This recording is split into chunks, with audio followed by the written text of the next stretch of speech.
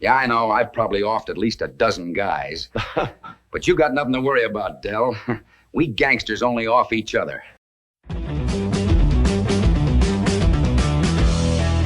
Welcome to another show. Today we're going to look at the top 10 movies based on the Mafia. Sometimes true stories, sometimes fictionalized. Since the 1930s, the Mafia and organized crime have been a fascinating element of the silver screen and initially established by popular classics such as The Public Enemy, Little Caesar, and Scarface. Today, the gangster genre continues to personify the Mafia, ranging from real-life mobsters in the Italian Mafia to a large group of misfits in a fictional crime organization.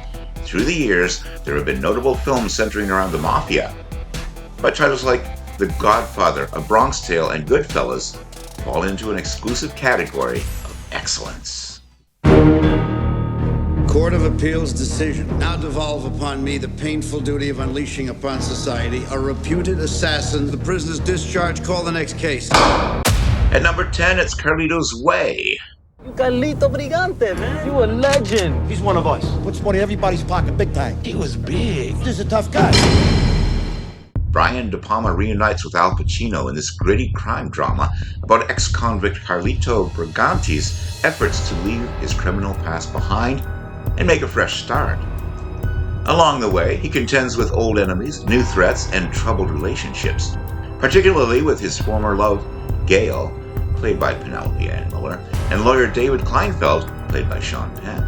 This compelling character study offers a window into loyalty, betrayal, and the struggle for redemption in a life of crime. John Leguizamo turned down the part of Benny Bianco 4 times. He finally took the role after Brian De Palma allowed Leguizamo to improvise many of his lines. The name of Carlito's nightclub is El Paricio, the same name as the food stand Al Pacino's character operated in Scarface from 1983. Directors John Mackenzie and Abel Ferrara were considered before Brian De Palma was hired.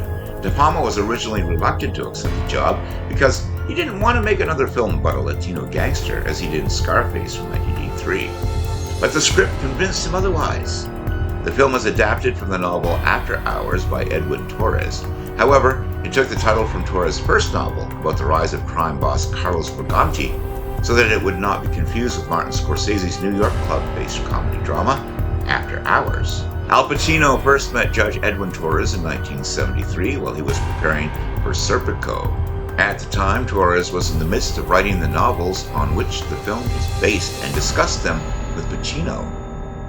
20 years later, Torres took Pacino to East Harlem to help him prepare for the role of Carlito.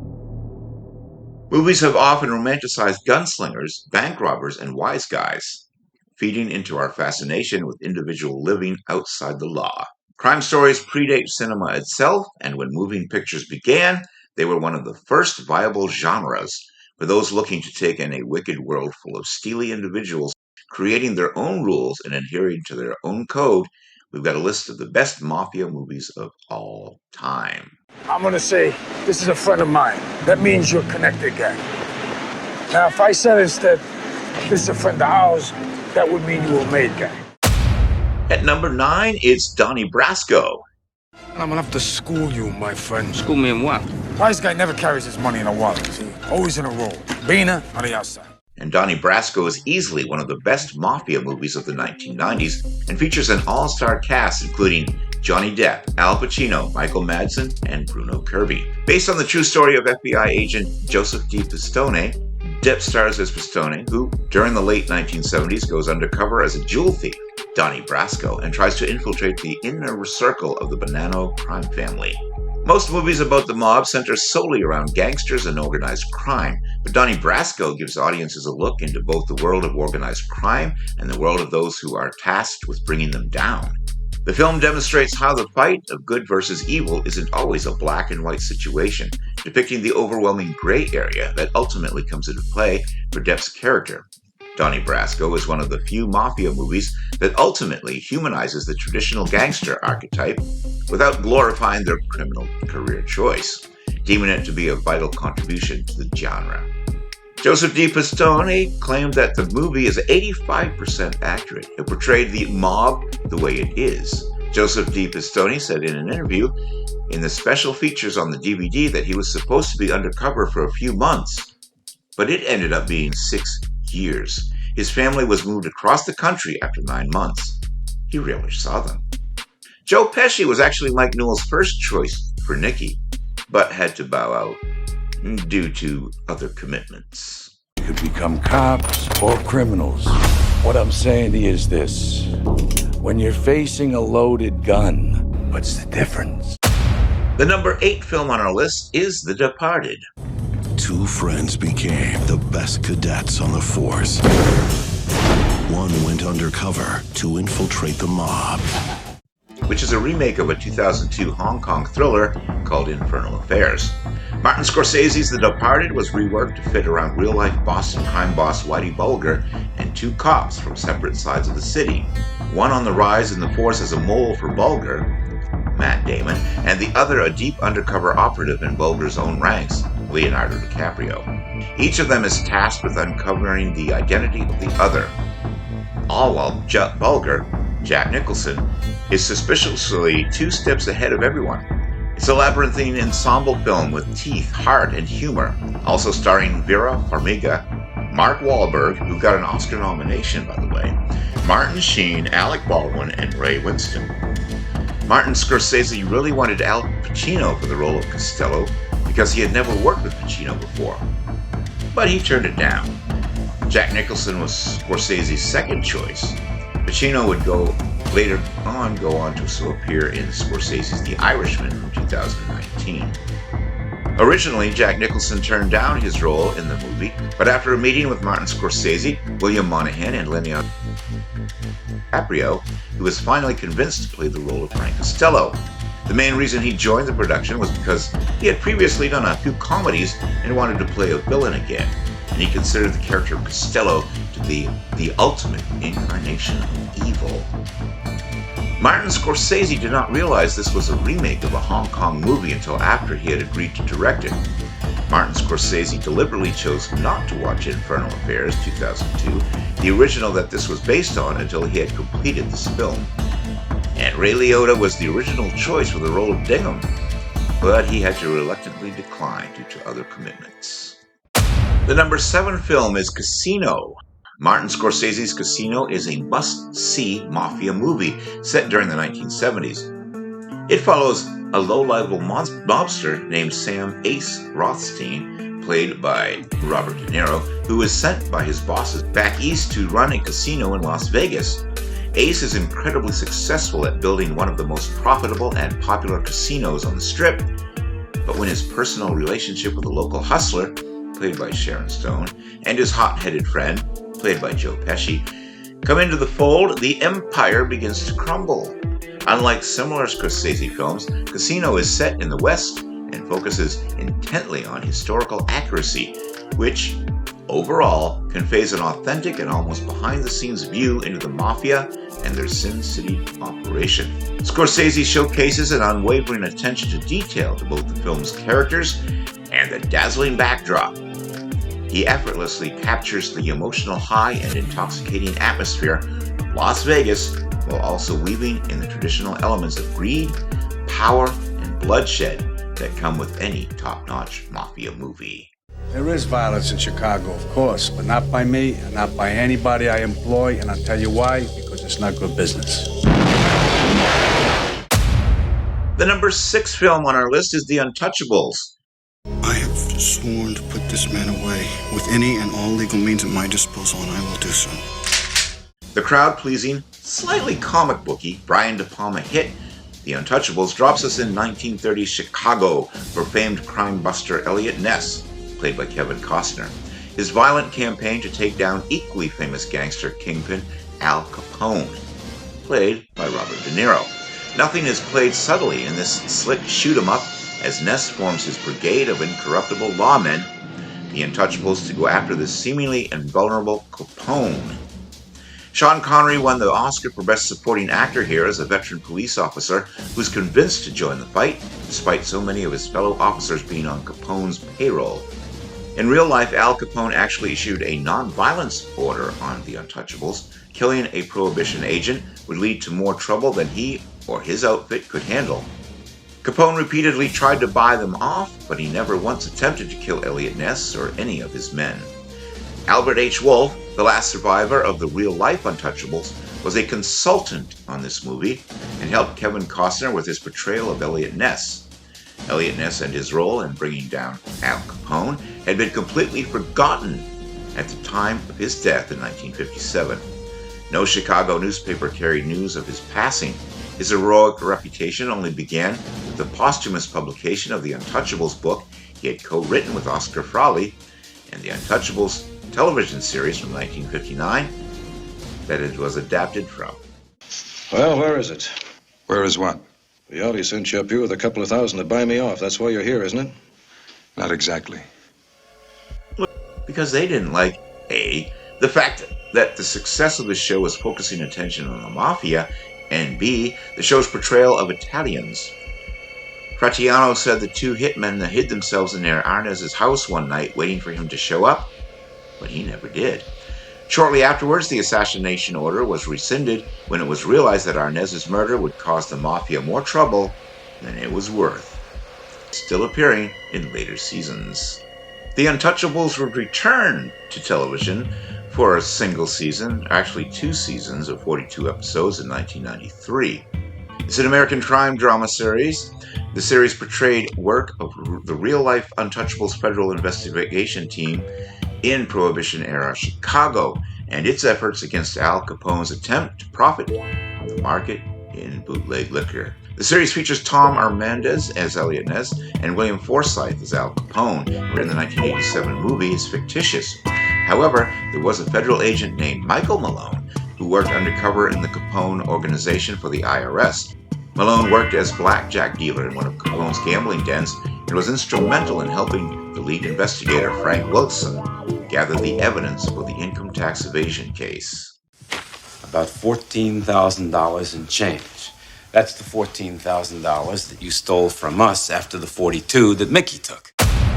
The number 5 film on our list is Bugsy. You want to me?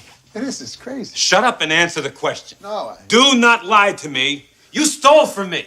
You stole from me, and stealing is a form of Warren Beatty stars as the charismatic and visionary mobster Benjamin Bugsy Siegel in this lavish biographical drama depicted by Barry Levinson.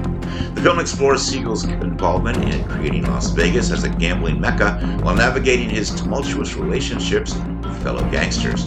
Movie stars like Virginia Hill, played by Annette Bening, and law enforcement officials determined to bring him down. One of 3 movies released in 1991 that featured Bugsy Siegel as a character. The other 2 were The Marrying Man from 1991 and Mobsters. Real estate mogul Del E. Webb, portrayed in this movie by Andy Romano, was the main contractor for the building of the Flamingo. Many years later, Webb would recall a moment in which he and Bugsy Siegel were alone, and Bugsy confided in Webb, "You know, I've probably killed at least 12 guys." When Webb became uneasy, he said Bugsy then laughed and added, "Well, you've got nothing to worry about, Del.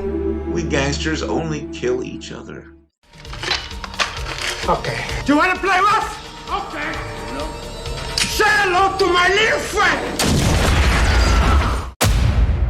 Scarface. We had a little problem. I heard. Yeah. How'd you hear that? Because our friend gave a speech today at the UN. He was not supposed to give that speech, Tony. In Brian De Palma's stylish remake of the 1930s classic, Al Pacino stars as Tony Montana, an ambitious Cuban immigrant who rises through Miami's criminal underworld to become a powerful drug lord. Fueled by greed and ambition, Tony's journey is marked by explosive violence and unforgettable dialogue that has since become iconic in popular culture. This cautionary tale remains essential viewing for its superb performances and gritty depiction of ambition gone awry. The original Scarface deserves an honorable mention here. If we're going to talk about the essentials, Howard Hawks' Scarface reigns as a significant classic that established the basic standards of the gangster genre. Paul Muni stars as an Italian immigrant and ambitious gangster, Tony Camonte, whose reckless and violent tendencies help him rise through the ranks and eventually become one of the most powerful mobsters in the city of Chicago. The movie is loosely based off the 1930 novel by Armitage Trail, which was inspired by the real life and career of notorious Chicago mob boss Al Capone. Tony Montana uses yayo as slang for cocaine. Al Pacino learned the word while learning the Cuban accent, and ad-libbed it during the chainsaw scene. Brian De Palma liked it enough to keep using it throughout the film. Al Pacino reportedly stated that Tony Montana was one of his favorites of all the characters he has played. You shouldn't be confronting Jenny Casper. That's what I've been trying to tell you. I can still trade body blows with any man in this town, except you, Tom. And Vernon. Miller's Crossing. I told him you were a tramp and he should dump you. I want everybody to be friends. You, me, Leo, the Danes. During the same year as Goodfellas, the Coen brothers also gave us a superb yet wholly different take on organized crime, whisking us back to the Prohibition era for a stylized, film noirish look at the Irish mob and an angsty lieutenant, Tom, Gabriel Byrne, who plays both sides of a mafia war. Its heightened dialogue, stylish sequences, and riveting performances helped make Byrne a name in the States, while also jump-starting the career of Miller's Crossing, who would top-line the Coens' next film, Barton Fink. Albert Finney, Marcia Gay Harden, and Steve Buscemi also star. Steve Buscemi was cast as Mink LaRue because he could speak faster than anyone else. The Coen brothers reportedly turned down Batman 1989 because it would have interfered with this film. Cinematographer Barry Sonnenfeld told the Coen brothers that the forest scenes should be shot during overcast days only. The brothers did not want to delay the filming based on the weather, but as luck would have it, on all but one of the scheduled days, it was overcast anyway. Sonnenfeld further muted the colors by using Fujifilm instead of Kodak for the forest scenes. In one scene, when the Dane, Tom, Frankie, and Tic Tac are in the woods at Miller's Crossing, some sunlight can be seen faintly and out of focus in the background. And if Natalia agrees, then I'm willing to let things go on the way they were before. We are all grateful to Don Corleone for calling this meeting. And the number 2 film, or should I say films on our list, The Godfather Trilogy. My father taught me many things. He taught me, keep your friends close, but your enemies closer. For the sake of expediency, I am including all 3 Godfather films as number 2.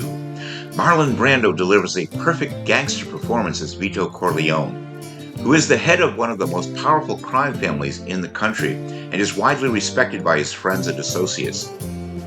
When Vito was offered a taste of the ever-growing narcotics business, he politely declines, but his refusal creates bad blood between the families, leading to a dangerous power struggle and inevitable bloodshed. Francis Ford Coppola's magnum opus, The Godfather, revitalized the gangster genre and brought a humanizing quality to the stereotypical elements and characters of the genre.